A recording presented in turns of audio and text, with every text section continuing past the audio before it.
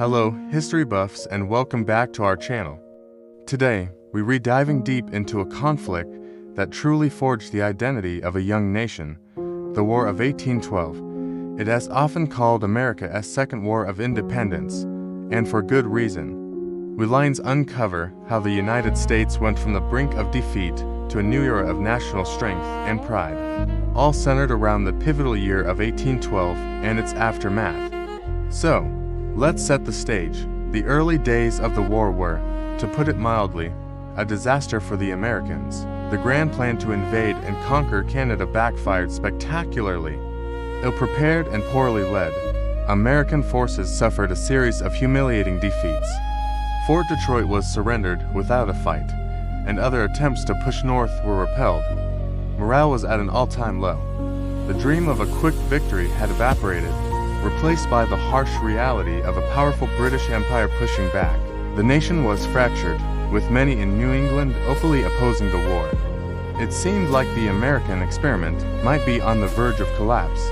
You won't believe what happened next. It was totally incredible and unexpected. Out on the vast, unforgiving waters of the Atlantic, the tide began to turn, not with a massive fleet, but with individual acts of incredible bravery. The U.S. Navy, though massively outnumbered by the British Royal Navy, started racking up stunning victories in single-ship duels. The most famous of these was the USS Constitution, nicknamed Old Ironsides after its wooden hull seemed to repel British cannonballs. Its victory over the HMS Guerilla was a massive shock. The British, masters of the sea for a century, were being beaten at their own game. These naval victories were more than just tactical wins. They were a huge shot in the arm for American morale. Newspapers across the country blared headlines of these triumphs. Suddenly, there were heroes to celebrate. Captains like Isaac Hull of the Constitution and Stephen Decatur became household names. This new sense of pride began to stitch the divided nation back together. People who had been skeptical of the war started to feel a surge of patriotism. The Don't Give Up the Ship flag, flown by Oliver Hazard Perry, became a rallying cry that echoed far beyond the naval decks. Now, let's shift our focus inland, to the Great Lakes. Why were they so important? Well, in the early 19th century, there were no highways or railways. The lakes and the rivers that fed them were the superhighways of the time. Controlling them meant controlling the movement of troops, supplies, and everything needed to sustain a war effort in the vast wilderness of the Old Northwest. For the Americans, controlling Lake Erie was absolutely non-negotiable. It was the key to taking back lost territory, like Detroit, and cutting off British supply lines to their Native American allies. This brings us to one of the most crucial battles of the entire war, the Battle of Lake Erie in September 1813. Master Commandant Oliver Hazard Perry was tasked with an almost impossible mission: build a fleet from scratch on the shores of Pennsylvania and challenge the established British squadron. It was a race against time, with men literally carving a navy out of the forest. The ensuing battle was ferocious. Perry's flagship, the USS Lawrence, was disabled, with most of its crew killed or wounded, but Perry refused to surrender. In an act of incredible daring, he rode through heavy gunfire to another ship, the USS Niagara, and re-engaged the enemy. This bold move completely turned the tide. The British fleet was defeated and captured. Perry sent his now famous dispatch to General William Henry Harrison: "We have met the enemy, and they are ours." This victory was a game-changer, flipping the script on the war in the West. With control of Lake Erie secured, the British were forced to abandon Detroit. The American military could now go on the offensive. Another key moment that boosted American confidence was the defense of Fort McHenry in Ohio. This wasn't a glamorous naval battle, but a grueling, dirty siege. The British and their Native American allies, led by the legendary Tecumseh, laid siege to the fort twice in 1813. They bombarded it relentlessly, hoping to force a surrender. But the American soldiers, under William Henry Harrison, held firm.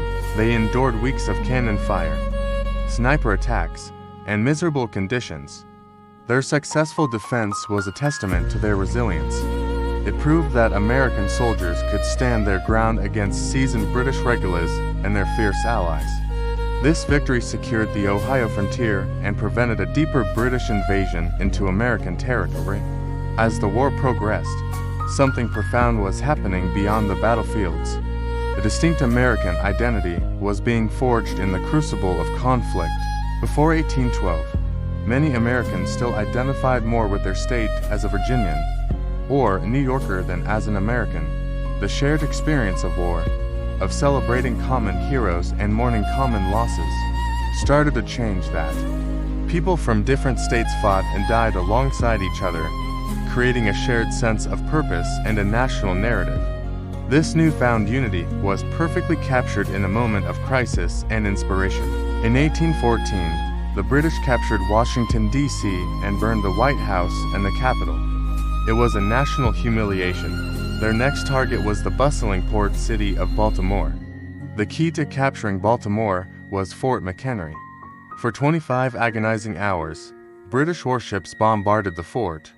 A young lawyer named Francis Scott Key watched the bombardment from a British ship where he was negotiating a prisoner release. All through the night, he saw the bombs bursting in air. He had no idea if the fort had fallen. But then, as the sun rose by the dawn's early light, he saw the huge American flag still flying defiantly over the fort. The British really dropped the ball this time, didn't they? I mean, come on. Baltimore really came through in the end. And it's amazing to see. He was so moved that he penned a poem about what he had witnessed. That poem, The Defense of Fort McHenry, was set to music and became the Star-Spangled Banner. It perfectly encapsulated the spirit of the nation, battered but not broken, resilient and proud. The flag itself became a powerful symbol of this new national identity. The end of the war, formalized by the Treaty of Ghent, didn't result in any territory changing hands. On paper, it looked like a draw, but for the United States, it was a massive psychological victory. The nation had taken on the world's greatest superpower for a second time and survived. It had proven its sovereignty and earned a new level of respect on the world stage. The war also had a huge impact on the nation's future. The conflict broke the power of the Native American confederacies in the Northwest and the South, which tragically opened the floodgates for westward expansion. Settlers poured into territories like Indiana, Illinois, and Alabama. The war also created a new generation of leaders. Figures like Andrew Jackson, who became a national hero after his stunning victory at the Battle of New Orleans, and William Henry Harrison, would go on to shape American politics for decades, with both eventually becoming president. In conclusion, the War of 1812 was far more than just a series of battles. It was a transformative period that took the young United States from a state of struggle and division to one of strength and unity. From the daring naval victories of Old Ironsides to the strategic mastery at Lake Erie and the stubborn defense of Fort McHenry, these turning points didn't just win a war. They built a nation. It solidified a national identity, fostered a sense of shared purpose, and set the stage for America's expansion across the continent. It was the war that truly made Americans feel like Americans. Thanks for watching.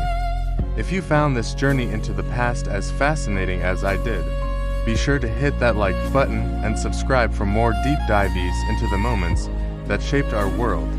Let us know in the comments what part of the War of 1812 you find most interesting. See you next time.